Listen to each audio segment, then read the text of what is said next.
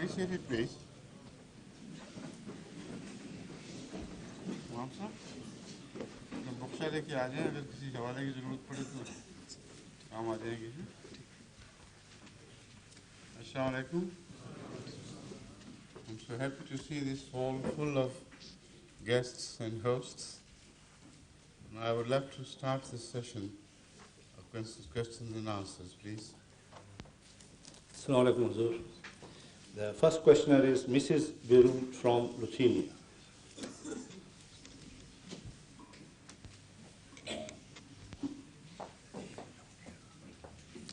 Assalamu alaikum. I would like to ask you two questions closely related to each other. One of them, knowing the exceptional birth of Jesus Christ, can we place him higher than other prophets? And second question, if the Christians place Jesus so high, what is, to your mind, the main reason that they completely deny him in their everyday life and behavior? Thank you very much. I think this question should have been best answered by some Christians rather than me, because they know the intricate reasons why they have to do it. But I can only offer a guess. The case of Jesus is a very special case. It's not that of an ordinary prophet of Allah. It is so significant in so many ways that unless you fully realize the significance of Jesus as Messiah, perhaps you cannot fully understand the attitude of Christians to him. They have definitely seen something special in him, which they did not notice or observe or read about in the Old Testament regarding other prophets. And that is why he was specifically entitled Messiah or Christ. So if every prophet shared this with him, he should have also been referred to as a Messiah and a Christ. So the important thing is that what was the significance of this title? And if the significance is correctly understood, then you can only revere such a person to the degree of his true status understood by the title. If you do not understand the significance correctly, then you may go on looking for things which were not meant by God, and may imagine things about the person which did not relate to his reality. So with the case of Christians, I think this second alternative is at work.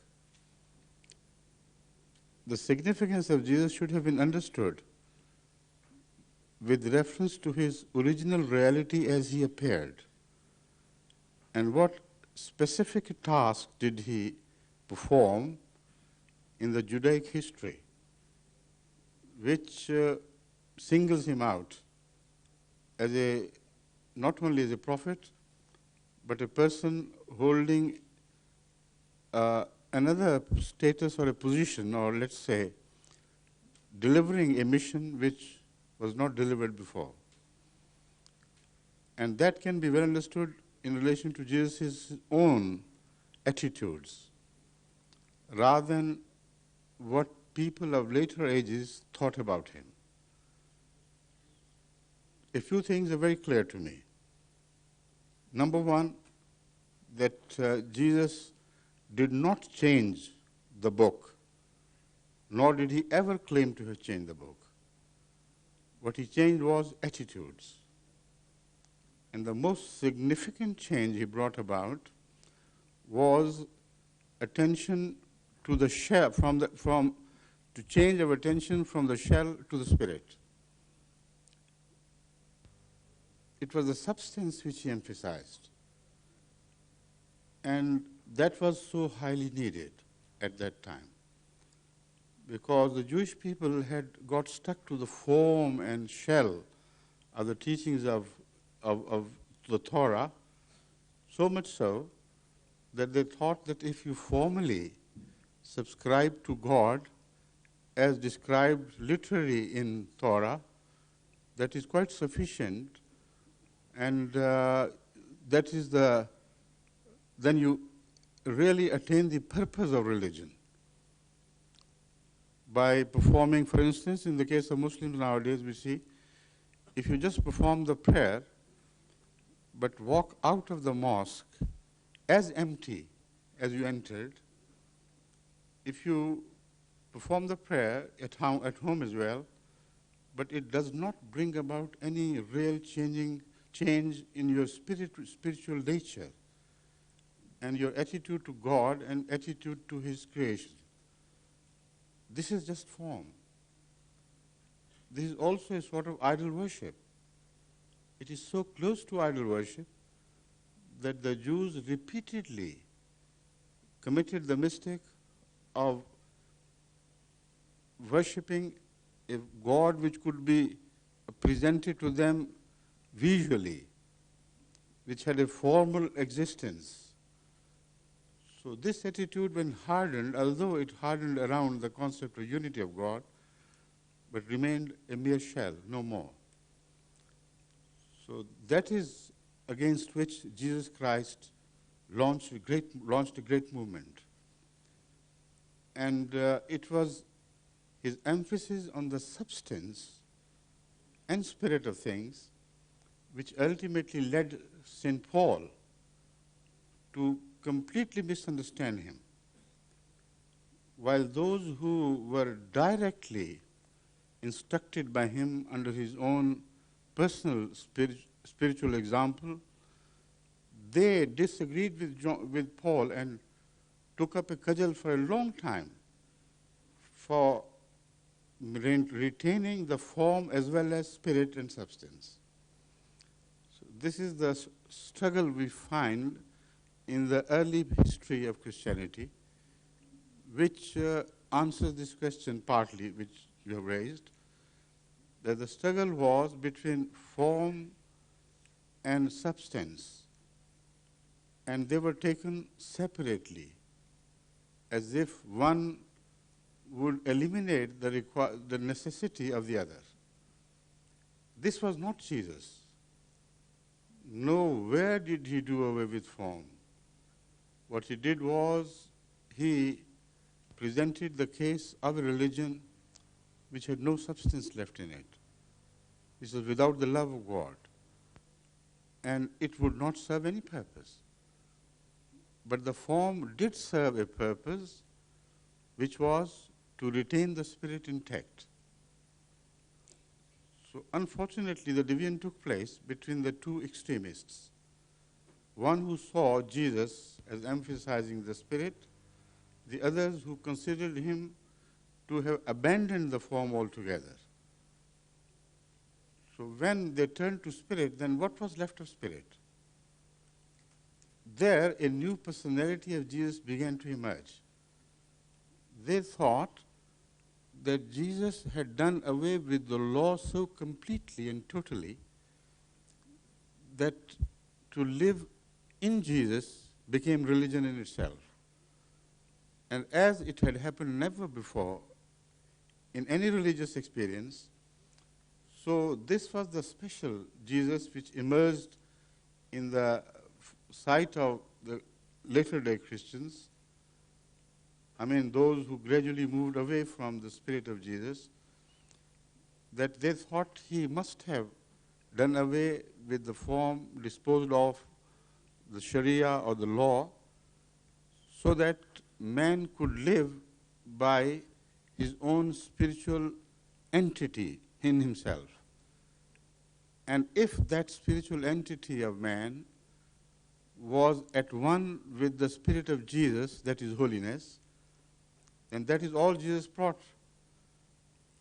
So he stood higher above all prophets of Allah, according to them, because by the intricate thinking of Pauline philosophy, he delivered man not from sin, but from the form of Sharia.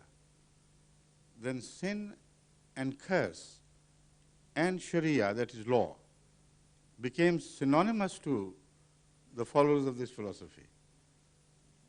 While the fact is that sin is born out of law, but obedience to God and love of God are also born out of the same.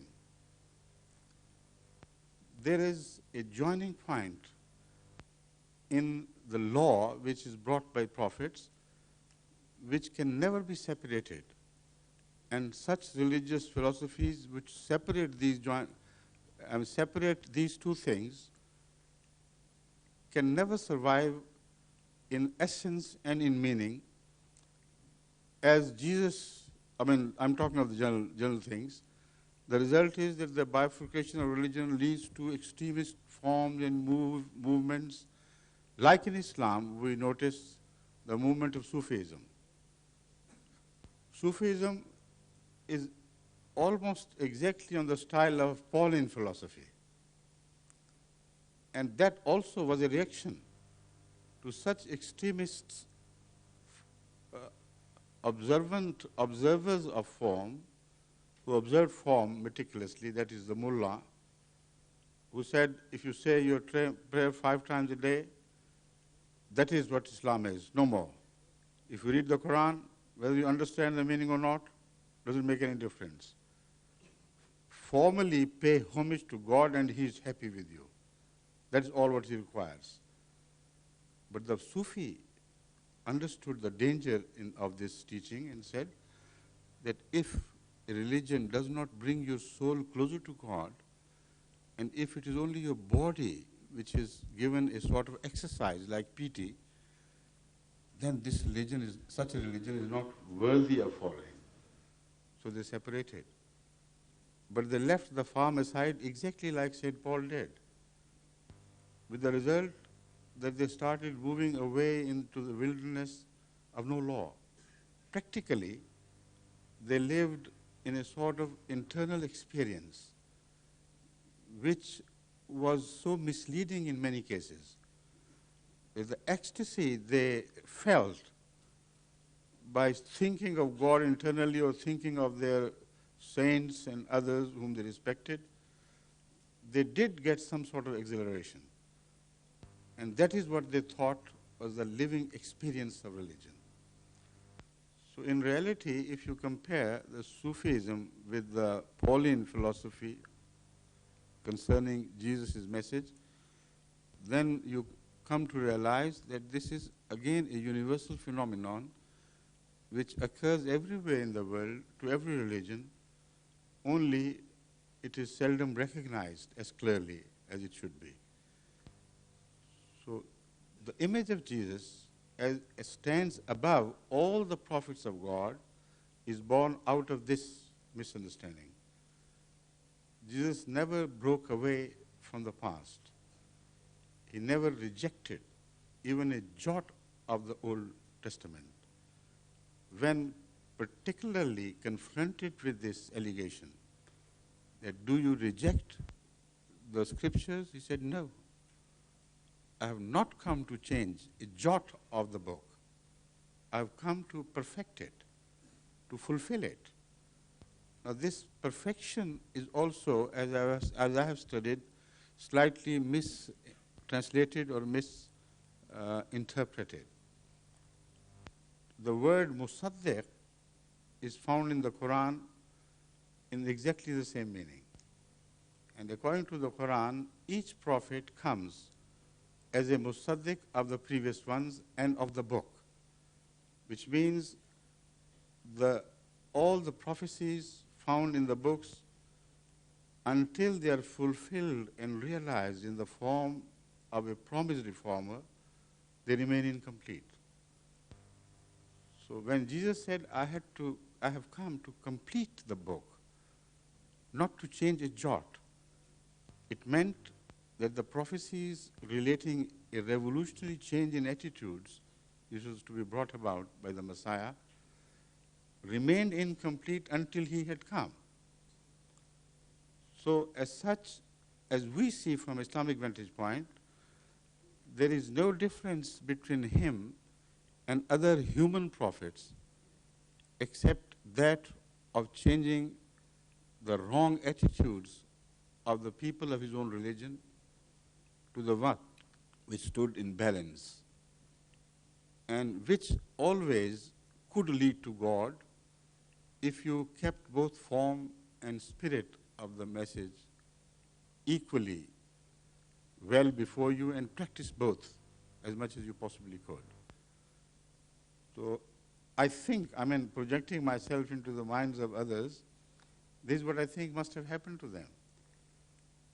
Again, there was another dilemma which they were facing early in Christian history, which also must have, unfortunately, led them away from the true Jesus, the living reality of history, to a Jesus which had to be created out of the compulsion of the times. By that I mean that the fact of crucifixion has a background. It has a background in the Old Testament. Why did the Jews so much insist on Jesus hanging by the cross? Has its roots in a biblical prophecy, whereby if a man attributes false things to God which he had not said to him, and if such a man hangs by the tree, which means by the cross, and dies upon the tree, then his being an impostor is proved beyond a shadow of doubt. This was the conspiracy against Jesus. And the Holy Quran presents the whole conspiracy relating to both the ends of Jesus' life, the beginning as well as the death, or in whatever form he disappeared.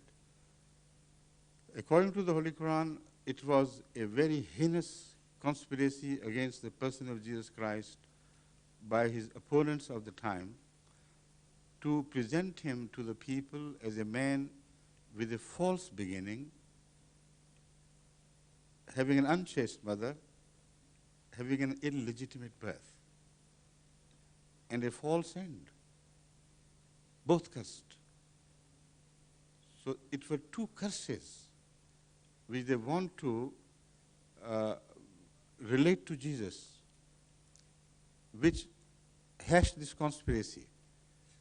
So the Holy Quran has summed it up in this, is this, وَقَالِهِمْ عَلَى مَرْيَمَ بُهْتَانًا عَظِيمًا وَقَالِهِمْ إِنَّا قَتَلْنَا الْمَسِيحَ عِيسَى ابْنَ مَرْيَمَ رَسُولُ اللَّهِ. They said, the Holy Quran says, that the crime of the Jews of his time is twofold. First, they attributed to him an illegitimate birth by claiming that his mother was not chaste. So a false beginning. Then they claimed that they had succeeded in murdering him, and later on cross is also mentioned, which means that they also claim that they murdered him through crucifixion. God denies both these charges in the Quran and presents this as reason enough for returning the curse to his opponents, the Jews, who were hurling this curse upon Jesus. So the argument presented by the Quran is that that curse fell squarely upon those who had attributed this false allegation, this curse falsely to Jesus Christ. So now, what happened at the crucifixion? What happened was that the Roman law had condemned him to death, and that Roman law is still found in operation everywhere in the world in the same spirit. That is, once a person is condemned to death by hanging or by any other means, until he dies, the decision remains hanging over his head. If the first attempt fails, another attempt will have to be made until the purpose of that condemnation is fulfilled. The threat of death would continue to hang over such a person. Now, this is what is the most important thing in this relation, in this regard, which should be kept in mind. Then I'll connect these two things with the question you raised. Now, the dilemma of the Christians was that if they claimed openly that the law and the Jews had failed to kill Jesus or murder him or condemn him to death to its end, then whenever a claimant would appear and he was dragged to the Roman court that I have seen Jesus Christ myself alive, it would be he who would be condemned to severe punishment or even death, because he would be considered an accessory after the crime, after the fact. Why did he not capture him? Why did he not report the matter to the law? So it was a very serious crime to make such a claim. On the other hand, if they admitted that Jesus had died upon cross, then the biblical sword would hang over their heads, informing them that this man whom you revere so much is proved to be a false person, according to the criterion presented by the Bible itself. So he was an impostor, no more. This was a dilemma faced by the Christians. And those who witnessed his survival had only one option: to call it a revival instead of survival. So if you change the terminology just a little bit, instead of calling it a case of survival, if you presented it as a case of revival, then law could not touch you. Because once death was delivered, then the person is free to walk away. So this is why in the beginning this was the stance taken by his close followers and lovers, and that is why they saved their face against the Jews as well. They said, you say if an impostor hangs by the tree, he would die, and his death would prove him to be an impostor. And you say this happened in case of Jesus Christ. But you don't realize that he revived from the dead, which means that he was not an ordinary prophet, he was more than a prophet. So the case of a prophet was not applicable.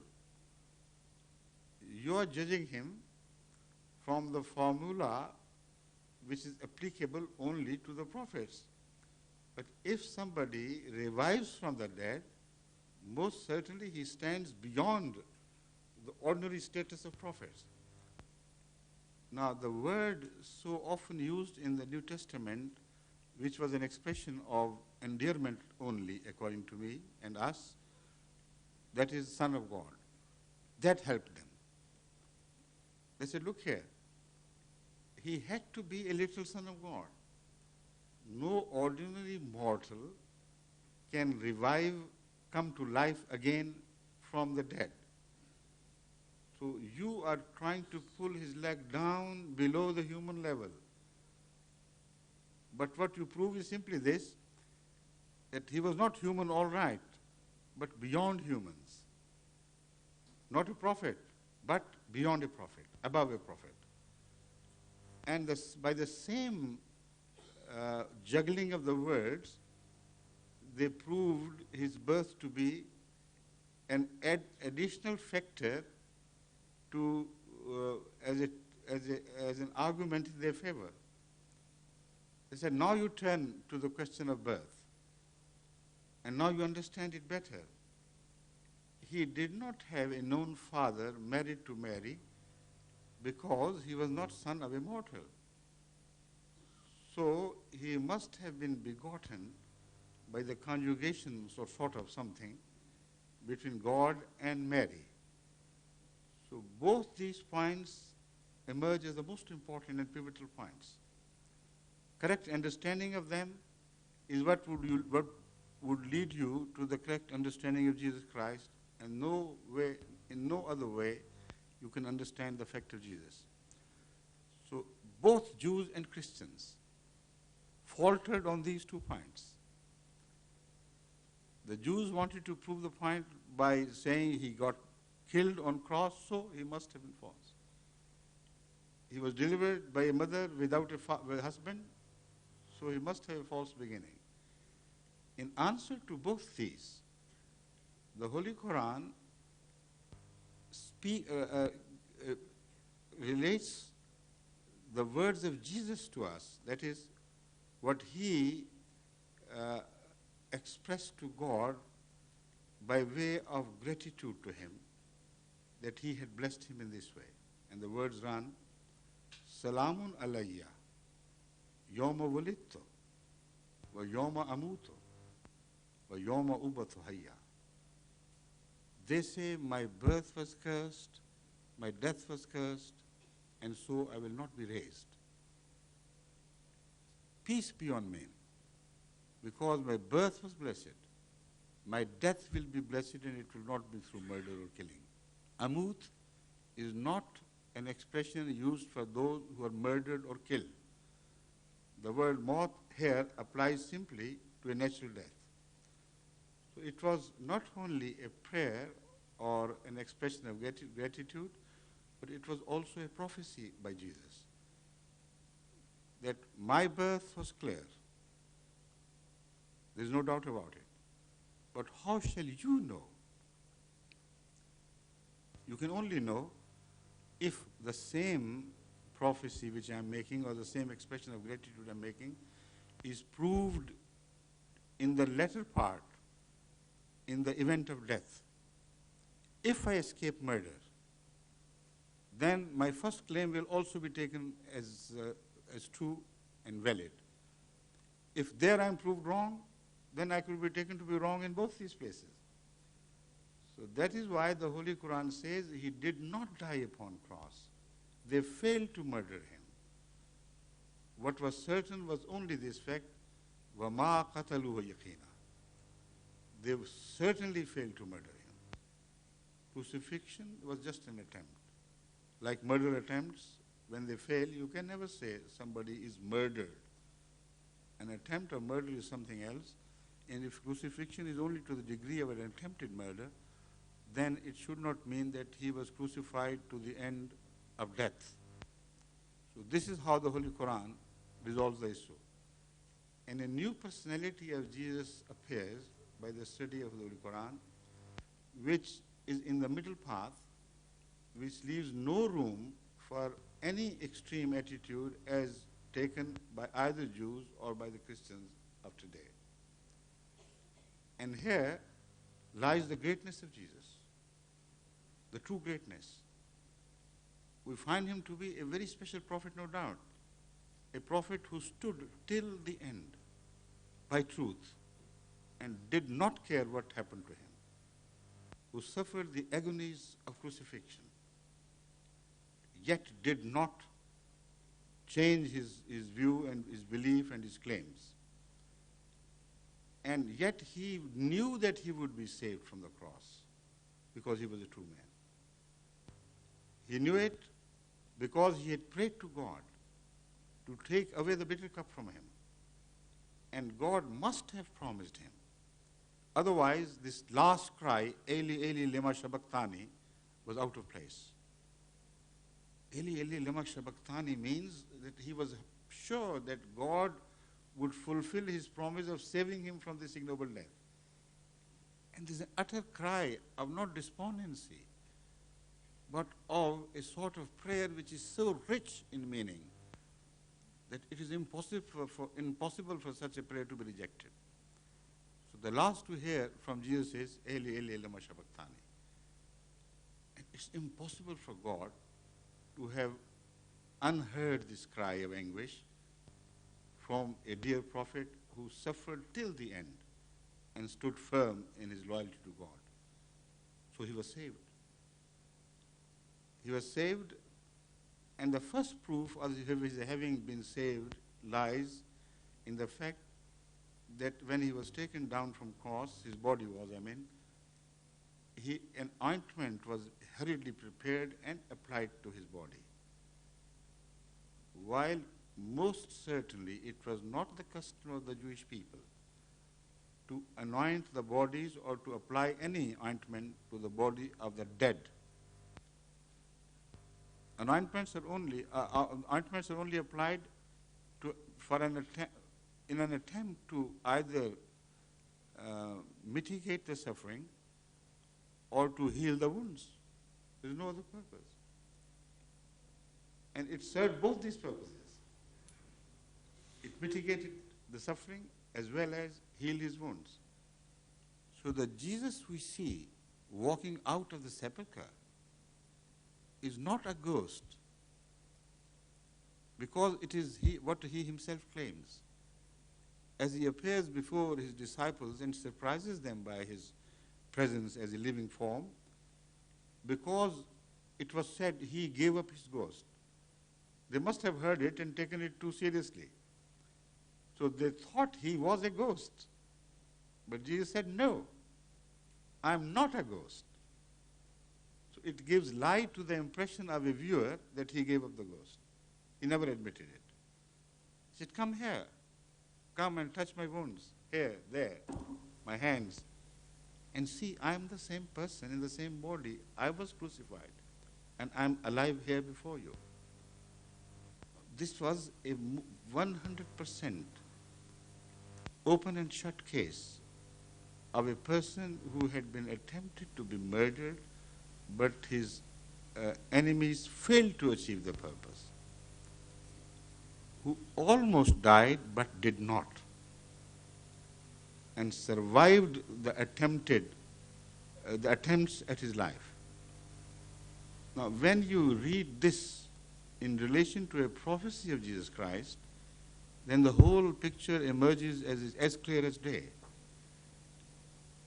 When they demanded, some of them, of the Jewish people or other opponents, there are so many people belonging to different religions and beliefs, who all opposed Jesus together as a body. There were non-believers, there were people who believed in myths and ideologies other than the Jewish ideology. They always gathered around him and put him to many tests and questions. At one moment, at one occasion, when they required from him a great miracle, so they could see with their own eyes that he was from God. I don't remember the exact words, but he said, the people of this age were this and that. They demand a miracle, but no miracle will be shown unto them except the miracle of Jonah of the fish. Now, what was that miracle? Was it a case of revival, or was it a case of survival against all odds? Most certainly. There are no two opinions about this. That Jonah presented a case of survival against all odds, not a case of revival from the dead. So as I'm reconstructing the events of crucifixion and what happened following, when you remember this prophecy of Jesus Christ, then the case is cleansed. It's a very clear case of a true prophet who was true, and God had saved him. And then, after such attempts, when Allah saves his prophets and dear ones, they're always told to migrate. So Jesus did.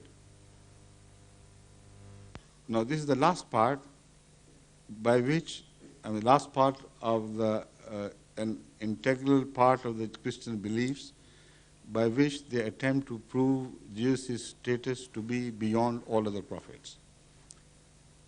They died natural deaths here on earth, but he disappeared into heaven, bodily. Why the necessity of such a belief?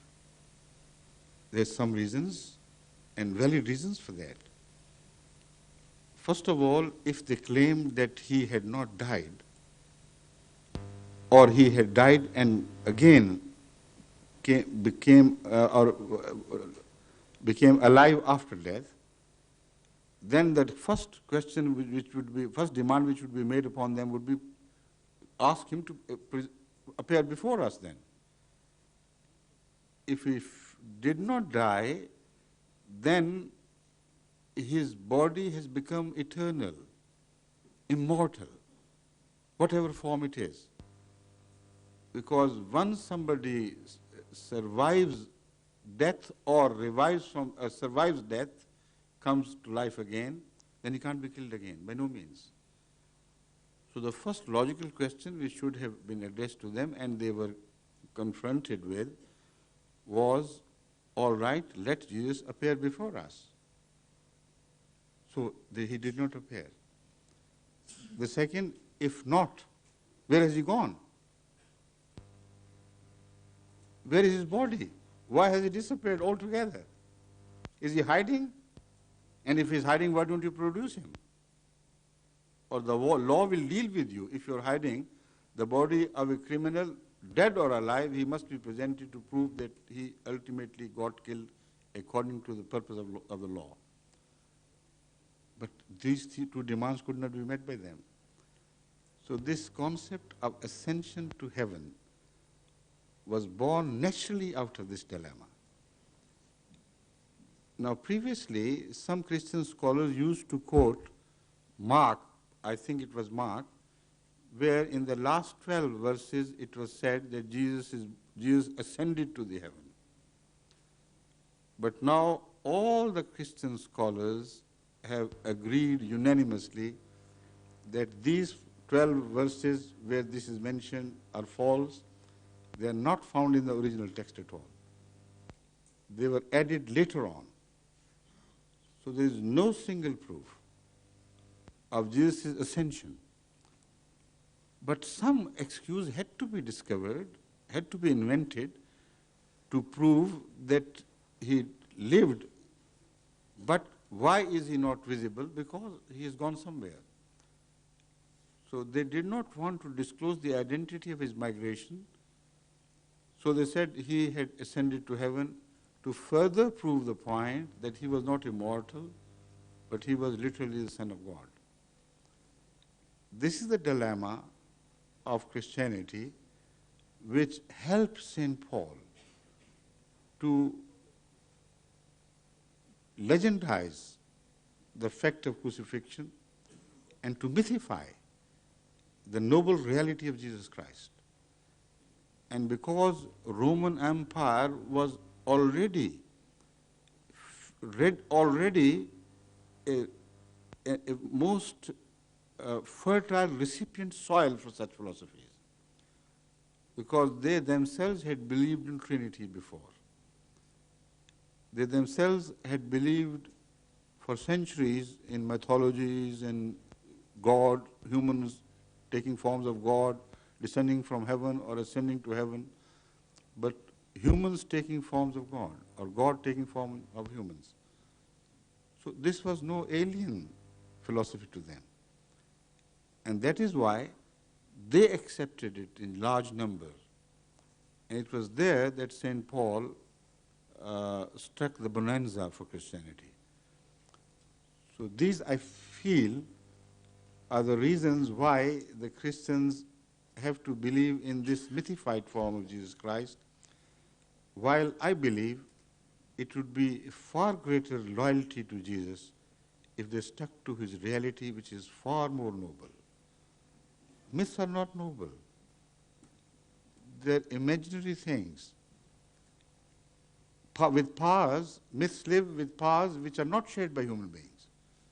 So what are we to them? What are they to us? But a person, being a human being, being immortal, reaches such heights of great sacrifice and perfect example as Jesus did. That is the noble image which is worthy of all love. So we are not an opponent of Christianity. We are the true lover of Jesus Christ, and we invite Christians to look at that great hero in religious history from our eyes and revere him the more and love him the more, not at the cost of unity of God, but in perfect agreement with the unity of God. Have I answered your question? Thank you.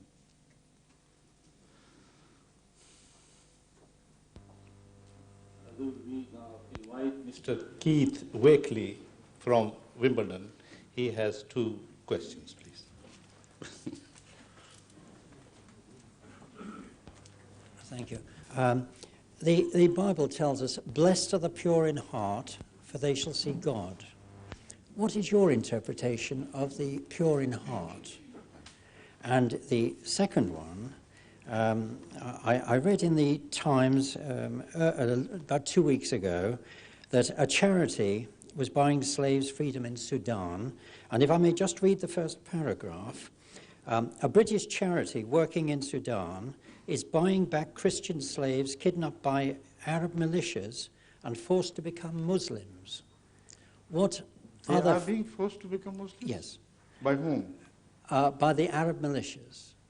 So I do not subscribe to that And forced conversion, and this is why we are made subject of persecution by the mainstream Muslims.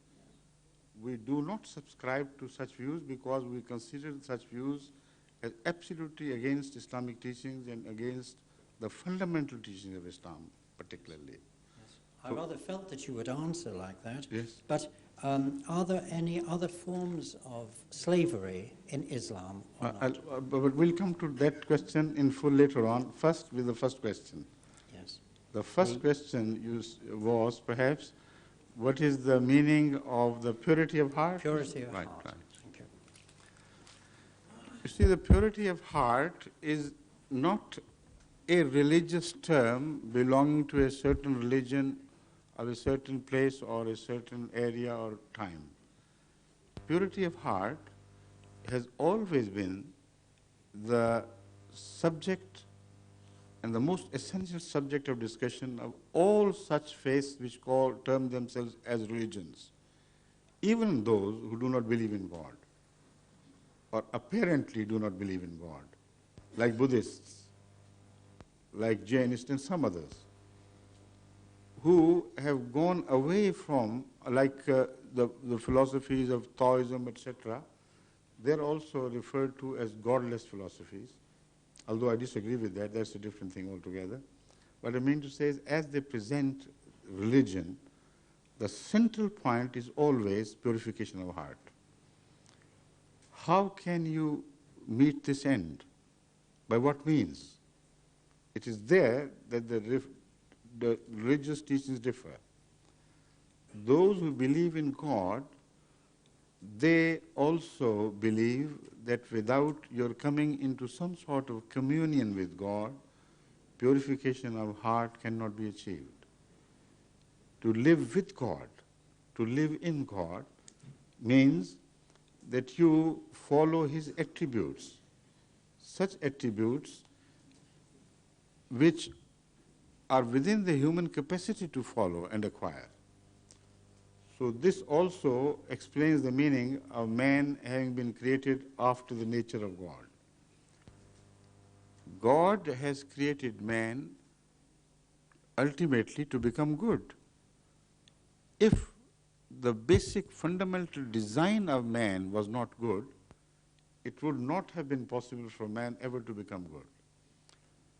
So the purity of heart is to return to the original design. That is why even those religions who do not believe in God, they somehow acquire this.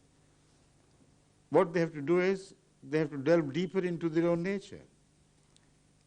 And they reach the same ultimate end of discovering an innate goodness in all human beings.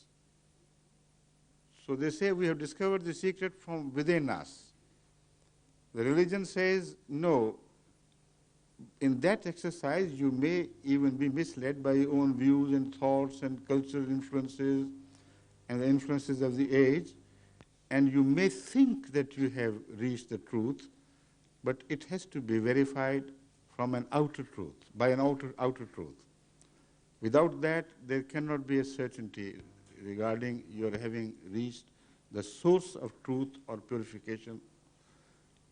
In this regard, Islam has a very clear attitude and very logical and sensible attitude. In fact, you can't do away with it in any form. You have to agree because it's so logical.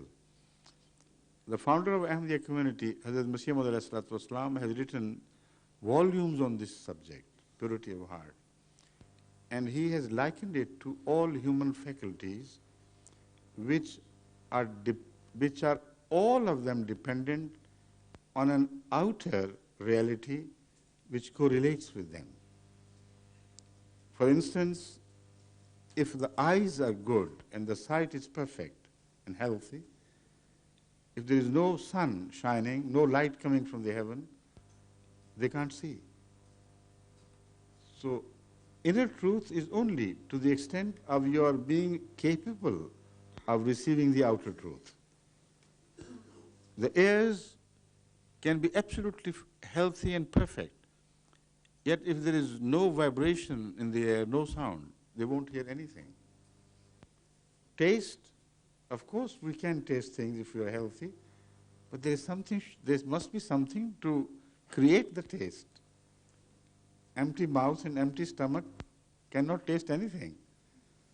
So this is the explanation put forward by Hazrat Mirza Tahir Ahmad, the founder of the Ahmadiyya community, in relation to inner truth and outer truth and their interrelationship.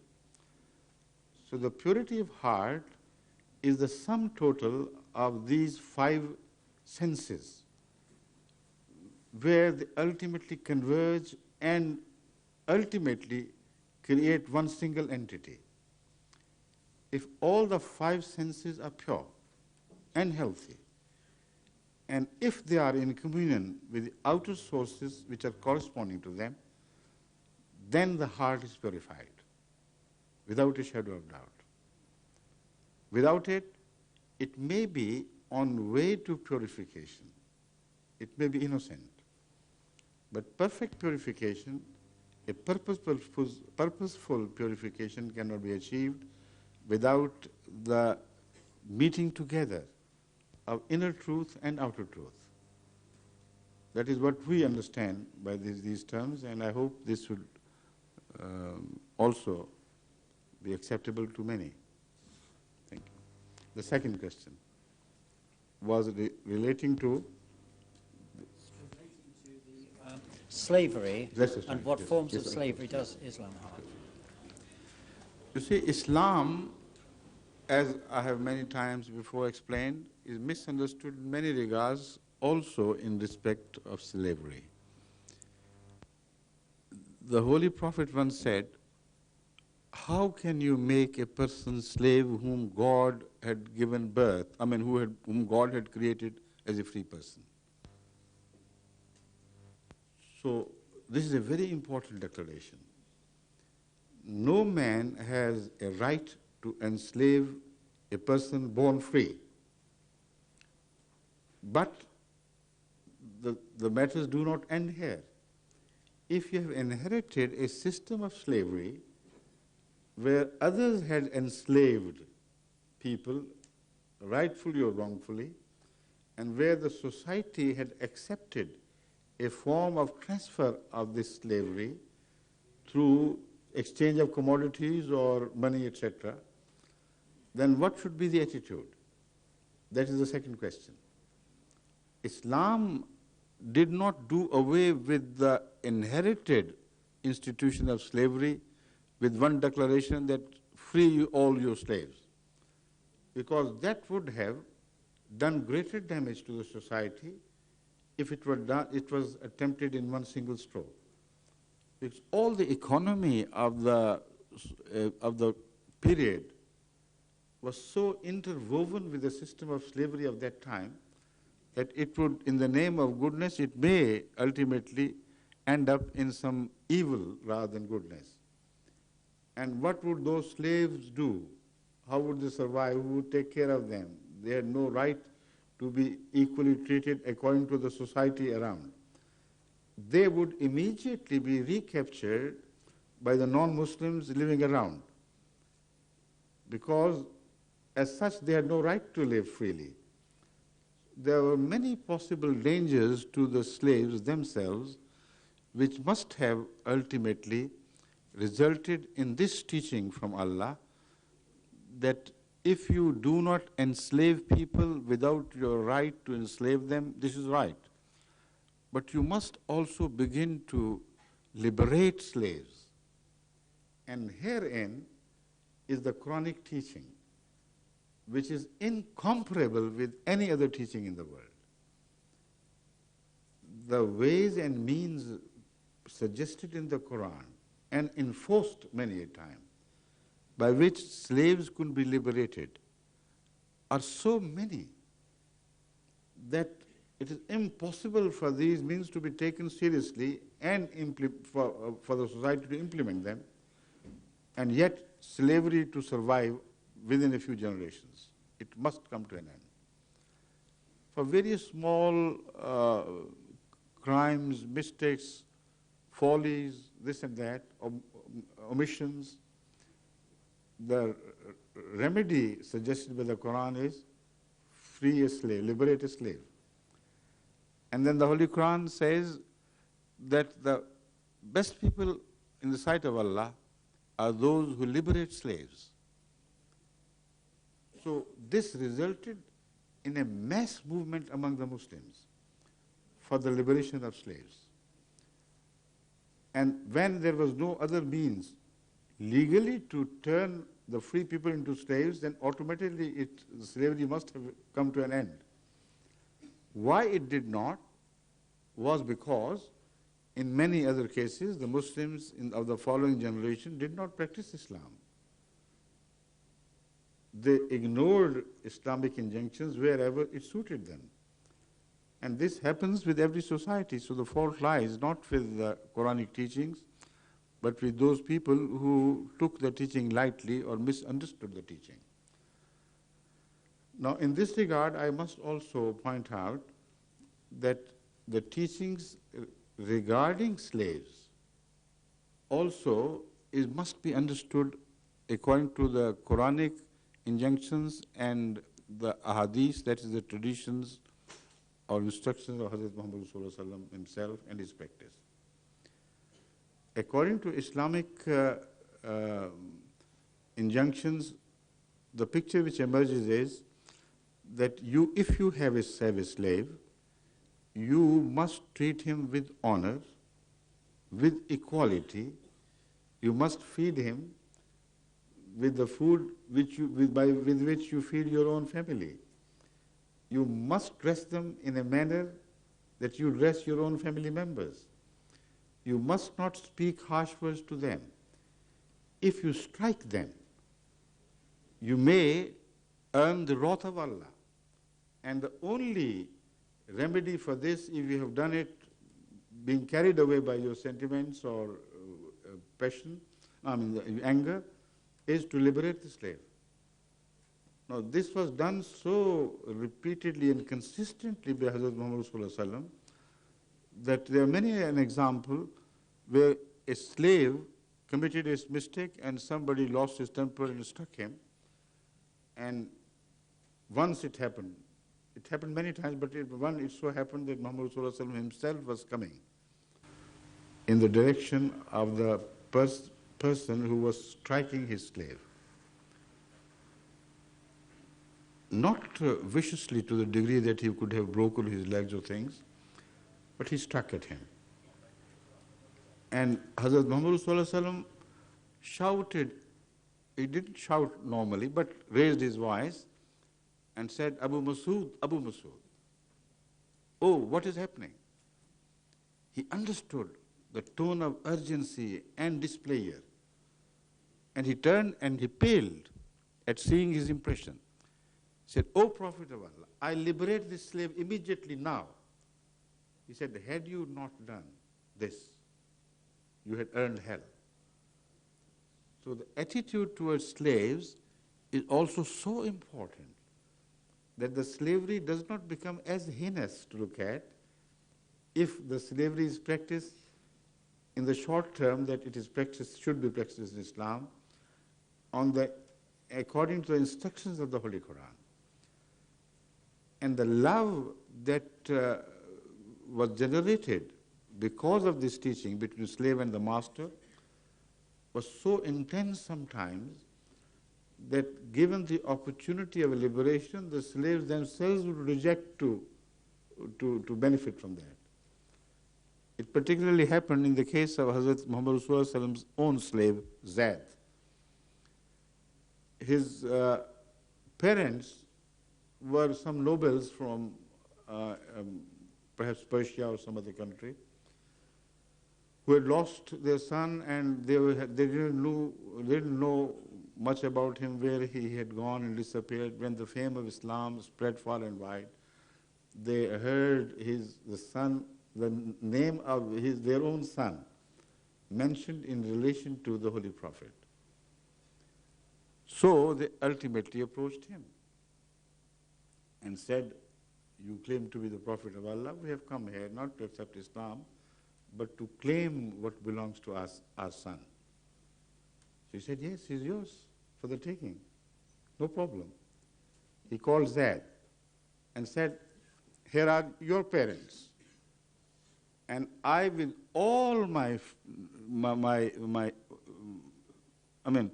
with all my heart, I permit you, without any reservation, to go with them and return to your home and your own land." He looked up at him and said, "O Prophet of Allah, not after I have known you. It's impossible."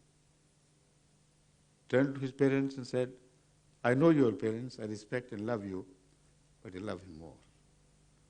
So it was the slavery of love which had been transformed from the slavery of a cruel form against which no human can really take an exception. So if you read the true teachings of the Holy Quran regarding slavery, then it does not appear to be such an heinous thing as normally it is related to. Now, things have changed, I know. There is still slavery practiced in Saudi Arabia and some other Muslim countries, most unfortunately, because they exploit the poverty of some poor nations. And they think, which we consider absolutely wrong, that if they go to India, to Madras, some other backward countries parts of India, where even the parents of a poor child are compelled to sell that child for the sake of economic necessity. At least, if not for their own sake, for the sake of the child itself, because they know he would be better fed outside and better clad outside. So they sell and they buy them. But the interesting thing is that except for a few cases in Sheikhdom, most often in Saudi Arabia, the slaves are treated with such equality that those Ahmadis which have been there, which have been moving in and out of the palaces of the princes, they have borne witness to me that we have seen the slaves to be clad like them, to be sitting on the same sofas, sharing the same style of life, so much that sometimes it was very difficult for us to find which was the master and which was the slave. Bad as it may be, but not as bad as slavery has been practiced elsewhere in the world. Particularly, as I've mentioned, the earlier periods of slavery, forced enslavement of people of Africa, and the torture they suffered. And despite the fact that there is no slavery in America, no legality in slavery, yet the blacks are treated even worse than slaves.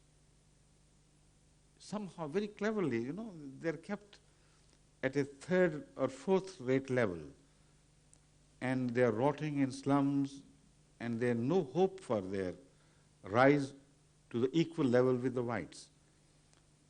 this is unwritten slavery, but much more heinous than the slavery practiced in Saudi Arabia, for instance. Because a whole people have lost the purpose, direction, the end product of their life. And that is why, with people like Farah Khan and so on, they are capable of gathering even 1 million people by way of protest. They're misled, I know. When I go there, I meet the leadership and I tell them this is no way of liberating yourself. The best way is to liberate yourself from the evils and ills of the society. Liberate yourself from the crime. Then none could keep you suppressed, because there is no legal instrument here by which you could be suppressed if you benefit from the options and possibilities of such gateways as are open to all, provided you behave well, provided you offer sacrifices, provided you get education and emphasize the role of morality. Then no society on earth can keep you suppressed. This is my message against the message of Farah Khan. But unfortunately, people want excitement and want cheap and shortcuts to success. And there is no cheap and short cut to success. So this is all I could say here at this moment, please. I know your deep interest, your dedication to the purpose of liberating slaves and doing away with the slavery, whether it is apparent or subdued. Am I right? Thank you.